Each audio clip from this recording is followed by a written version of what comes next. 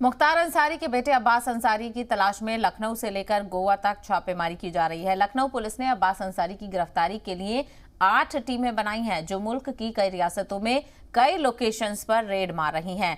Arms act मामले में मतलूब रुकने असेंबली अब्बास अंसारी इस वक्त हैं। आर्म्स एक्ट के मामले में फरार चल रहे मुख्तार अंसारी के विधायक बेटे अब्बास अंसारी की तलाश में तमाम जगहों पर यूपी पुलिस की छापेमारी की जा रही है। लखनऊ पुलिस की अलग अलग टीमें ये छापेमारी कर रही हैं।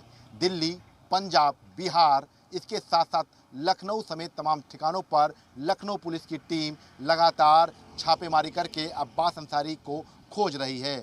इस बीच मुख्तार अंसारी के बेटे अब्बास अंसारी की लाश लोकेशन पंजाब की मिली है। ऐसे में डीजीपी मुख्यालय से भी पल पल की जानकारी ली जा रही है।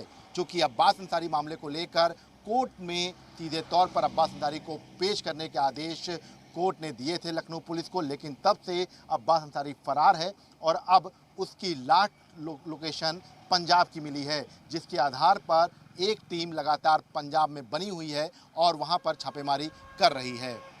कैमरामैन देशराज सिंह के साथ विशाल लोगवंशी, जी मीडिया, लखनऊ।